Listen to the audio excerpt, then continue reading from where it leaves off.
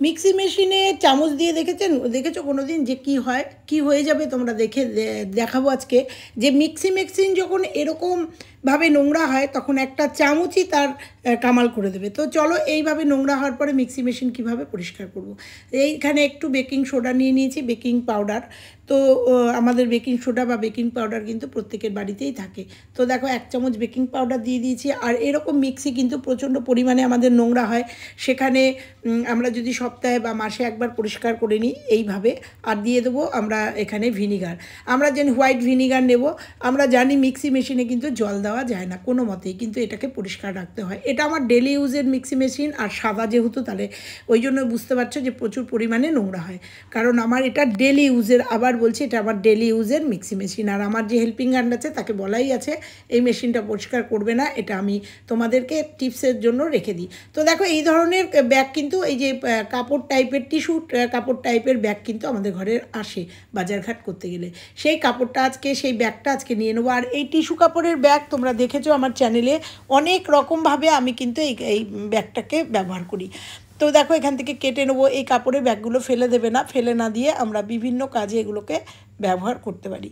তো দেখো এখান থেকে একটা পার্ট আমি কেটে নেবো। আর এগুলো এত সুন্দর টিস্যুর কাজ করে, তোমরা যদি এইগুলো দিয়ে ইউজ করো তাহলে দেখতে পাবে যে এটা খুব সুন্দর আমাদের টিস্যুর জন্য খুব ভালো।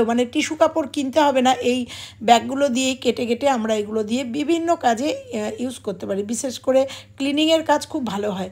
তো দেখো আমি এখান থেকে একটুখানি কেটে নিচ্ছি, কারণ পুরোটা আমার লাগবে না, পুরোটা আমি অন্য কাজে ব্যবহার করব। তো এখান থেকে কেটে নেবো। আর কেটে নিয়ে ততক্ষণ কিন্তু আমি ওটা ভিনিগার আর খাবার সোডা দিয়ে ভিজিয়ে রেখেছি। নোংরাটা কিন্তু মশলার যে সেটা কিন্তু অনেকটা নরম হয়ে যাবে। এইবার কি করব, কারণ এই জায়গাটায় কিন্তু আমাদের ঢোকাতে খুব অসুবিধা হয়, ওই মিক্সি মেশিনের ভেতরটা। দেখো এটা 4টে ভাঁজ করে নিয়েছি, আর এখানে একটা কাঁটা চামচ নিয়ে নিয়েছি। এই কাঁটা চামচটা এইভাবে আটকে দেবো। আটকে দিয়ে এইবার দেখো কাঁটা চামচের মাথাটা কিন্তু খুব সুন্দরভাবে, এখানে কিন্তু আমাদের ব্রাশও ঠিকঠাক যায় না, আমি তোমাদের দেখাবো যে ব্রাশও কিন্তু ঠিকঠাক যায় না। এই কাঁটা চামচ দিয়ে কিন্তু এইভাবে ঘুরিয়ে নিলে দেখো সমস্ত নোংরাটা আমার এই টিস্যুর উপরে চলে আসছে। তোমরা দেখতে পাচ্ছ যে এইভাবে কিন্তু একটা কাঁটা চামচ দিয়ে আমরা কিন্তু এই ভেতরের নোংরাটা এইভাবে পরিষ্কার করে নিতে পারি। তো ওই জন্যই তোমাদের বললাম যে একটা চামচই কিন্তু যথেষ্ট এই মিক্সি মেশিনটা পরিষ্কার করার জন্য। আর এইটা কিন্তু পরিষ্কার করার অত্যন্ত জরুরি, কারণ এখানে যত ময়লা জমে, যখন ওভারফ্লো হয় বা এখানে এই ঘুরতে ঘুরতে তখন কিন্তু অনেকটা নোংরা হয়। আমি এখানে গার্ডার পেঁচিয়ে নিলাম, কারণ খুলে যাচ্ছিল বারবার, এটা ফিক্সড করার জন্য একটা গার্ডার পেঁচিয়ে নিলাম। আর এইভাবে কিন্তু আমার যেহেতু একটু বেশি নোংরা হয়েছে, অনেকক্ষণ সময় লাগবে। দেখো এই যে ফাঁকগুলো আছে এগুলোতেও কিন্তু এই চামচটা অনায়াসে এই টিস্যু দিয়ে ঢুকে যাচ্ছে। আর ভেতরে যে নোংরাগুলো সেগুলো কিন্তু আমরা কোনো মতেই পরিষ্কার করতে পারি না, কারণ এখানে কিন্তু ব্রাশও ঢোকে না বা এখানে কোনো মতেই পরিষ্কার করা যায় না। সেক্ষেত্রে এরকম কাঁটা চামচের আগায় এরকম একটা টিস্যু লাগিয়ে নিয়ে এই ফাঁকাগুলো কিন্তু খুব সুন্দর করে আমরা পরিষ্কার করে নিতে পারি। আর আমি যখন করি একদম ডিপ ক্লিনিং করি, এবং সেটা আবার দিন 15 কিন্তু আবার এরকমভাবে চলে, আবার 15 দিন বাদে ডিপ ক্লিনিং করি। আর রোজ তো একটা মোছার ব্যাপার থাকেই। তো দেখো আমি এইভাবে কিন্তু এই জয়েন্টগুলোকে এই কাঁটা চামচ দিয়ে সুন্দর করে পরিষ্কার করে নিলাম। আর তোমরা দেখতে পাচ্ছ জয়েন্টগুলো থেকে কিভাবে নোংরা বেরোচ্ছে। এইবার গাটা একটুখানি ডলে নিলাম, যেহেতু ভিনিগার আর খাবার সোডা লাগানো আছে। এইবার নেব যেটা আসল কাজ, একটা স্কচ ব্রাইট আর একটুখানি নেব, কলগেট নেব। কলগেট দিয়ে কিন্তু আমি এই মিক্সি মেশিনের বডিটাকে পরিষ্কার করব। ওই যে বললাম জল কিন্তু লাগানো যাবে না, যেহেতু ইলেকট্রনিক্স জিনিস, জল লাগালে নষ্ট হয়ে যেতে পারে। এর আগে আমি জল দিয়ে ধুয়ে একটা মিক্সিকে নষ্ট করে ফেলেছি। তো দেখো এইভাবে কিন্তু একদম শুকনো অবস্থায় কিন্তু এইভাবে কিন্তু ডলতে হবে। আর যদি খুব অসুবিধা হয় একটুখানি জলের ছিটা দিয়ে এইভাবে কিন্তু ডলে নিতেই পারো। তো দেখো আমি সামান্য একটু জলের ছিটা দিয়ে নিলাম, দিয়ে নিয়ে কিন্তু এটাকে এইভাবে আমি পরিষ্কার করে নেব। এই রকমভাবে কিন্তু তোমরা মিক্সার গ্রাইন্ডার এইভাবে পরিষ্কার করে নিতে পারো, কারণ ভেতরে যখন এরকমভাবে নোংরা হয় তখন আরশোলা, টিকটিকি, মশা, বিশেষ করে আরশোলার কিন্তু ভীষণ উৎপাত হয়। আর সেই অবস্থায় পরের দিন আমরা যখন আবার এখানে মেশিনটা বসিয়ে করি, মিক্স করি, অনেক সময় আরশোলার পটি টটি থেকেই যায়। যদিও আমি তোমাদের আমার টিপসের ভিডিওতে দেখিয়েছি যে আমি কিন্তু মিক্সার গ্রাইন্ডার এরকম ওপেন রাখি না, আমি ঢেকে রাখি, প্রত্যেক দিন ঢেকে রাখি এবং যখন কাজ হয় তখন ওটাকে খুলে নেয়। দেখো ব্রাশ কিন্তু ওই কোনায় যাচ্ছে না, জাস্ট ওপরের যে এই চাকাটা আছে সেটাকে জাস্ট একটুখানি ডলে নিলাম। দেখো ভেতরে কিন্তু ব্রাশ কোনো মতেই ঘুরবে না।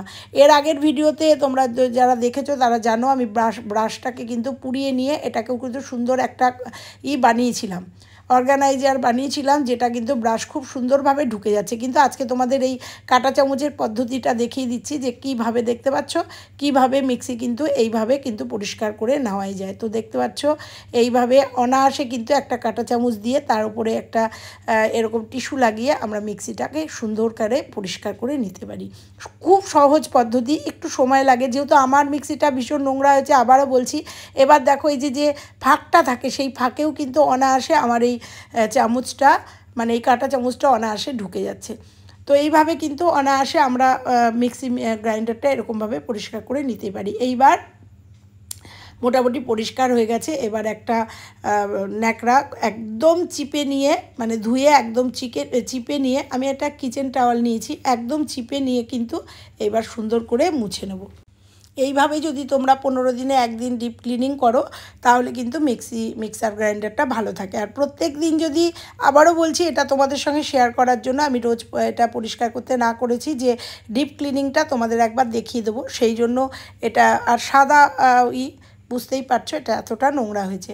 তো দেখো এছাড়াও আমার আরেকটা আছে মিক্সার গ্রাইন্ডার, তোমরা যারা আমার টিপসের ভিডিও দেখো তারা কিন্তু জানো। তো দেখো এইবার এই স্কচ ব্রাইটটা দিয়ে, এটা স্কচ ব্রাইটই বলে, যাই হোক এটা একটা তো সেটা দিয়ে এরকমভাবে ঘুরিয়ে নিলাম, কারণ চামচটা দিয়ে কিন্তু পুরো ময়লাটা নরম হয়ে গেছে, মানে ডলে নিয়েছি, নরম হয়ে গেছে। এবার এইটা দিয়ে স্কচ ব্রাইটটা দিয়ে এরকম করে ঘুরিয়ে নেব, ঘুরিয়ে নেওয়ার পরে কিন্তু আমার মিক্সিটা একদম নতুনের মতো হয়ে যাবে। যদিও আমার এই মিক্সিটা অনেক দিনের পুরনো, অনেক বছরের পুরনো, তো তবুও এইভাবে যত্নে রাখি জন্য এটা অনেক দিন ধরে চলছে, অনেক বছর ধরে এটা চলছে।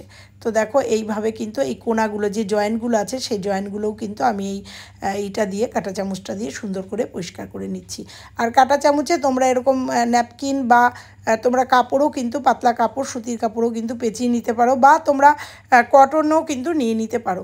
তো দেখো একদম রেডি হয়ে গেছে। এবার একটা শুকনো নিলাম, তো কিচেন টাওয়াল নিলাম, নিয়ে ভালো করে এবার মুছে ফেলবো। একদম পরিষ্কার হয়ে গেছে, তবুও ভেতরে দেখতে পাচ্ছি একটু নোংরা দেখা যাচ্ছে, সেগুলোকেও দেখো আবার একটুখানি এটা দিয়ে, আবার একটা চামচ দিয়ে এইভাবে কিন্তু ডলে নেব, কারণ এগুলো কিন্তু অলরেডি নরম হয়ে গেছে। এগুলো জাস্ট একটুখানি ডলে নেব, ডলে নিলেই কিন্তু সমস্ত নোংরা যেগুলো আছে সেগুলো কিন্তু একদম উঠে আসবে। তো এইভাবে আমার প্রত্যেকটা টিপস, আমি আমার সংসারের কিচেন টিপসগুলো এইভাবে ফলো করি এবং এইভাবে আমার কিচেনটাকে আমি একদম সুন্দরভাবে পরিষ্কার পরিচ্ছন্ন রাখি। কেমন লাগলো আজকের এই টিপসটা অবশ্যই তোমরা কিন্তু কমেন্ট করে জানিও, কে কোথা থেকে দেখছো জানিও। আর এইভাবে যদি উপকৃত পাও আমার ভিডিওগুলো দেখে, অবশ্যই আমাকে একটা কমেন্ট করে জানিও যে আমার ভিডিও দেখে তোমাদের উপকার হলো কি না। তো এইভাবে আবার দেখো মুছে নিচ্ছি। ওইখানটা একটু নোংরা দেখতে পাচ্ছ, ওইখানটা একটু নোংরা, মানে ওটা একটু কামড়ে বসে আছে, ওটাকে তুলে তোমাদের সামনে একদম আসবো। তো দেখো এটাকেও কিন্তু সুন্দর করে একটুখানি ওই চামচটা দিয়েই কিন্তু, আমি এই কাঁটা চামচের ব্যবহার দিয়েই কিন্তু সুন্দর করে এটাকে কিন্তু চেষ্টা করছি তুলে ফেলার। তো দেখো, আর এগুলো যদি তোমরা 5-10 মিনিট এই ভিনিগার আর খাবার সোডা দিয়ে ভিজিয়ে রাখো তাহলে কিন্তু খুব তাড়াতাড়ি পরিষ্কার হয়ে যায়। কিন্তু আমি যেহেতু ইনস্ট্যান্ট তোমাদের দেখালাম, তাই ওই দেখতে পাচ্ছ যে নোংরাটা, মশলাটা, এটা মশলা, ওটা কিন্তু কামড়ে ধরে আছে। তো চলো আজকের ভিডিওটা এখানেই শেষ করব। ভালো লাগলে লাইক, কমেন্ট, শেয়ার, চ্যানেলে নতুন হলে চ্যানেলটা সাবস্ক্রাইব করে পাশের বেল আইকনটা প্রেস করে দিও আমার এরকম নিত্য নতুন টিপসের ভিডিও পাওয়ার জন্য। সুন্দর সুন্দর টিপসের ভিডিও এবং খুব উপকারী টিপসের ভিডিও তোমরা উপকার অবশ্যই পাবে। তো এরকমভাবে করো, যারা লাইক করোনি একটা লাইক করো, সাবস্ক্রাইব করে দিও আর নিজেদের পরিবারের মধ্যে শেয়ার করে দিও। তো দেখো এটাকে গুটিয়ে রাখলাম, গুটিয়ে রেখে একদম মিক্সিটা আমার রেডি। তো চলো আজকের মতো ভিডিওটা এখানেই শেষ করলাম, আবার আসছি অন্য কোনো ভিডিওর সঙ্গে। ততক্ষণের জন্য সবাই ভালো থেকো, সুস্থ থেকো, টাটা।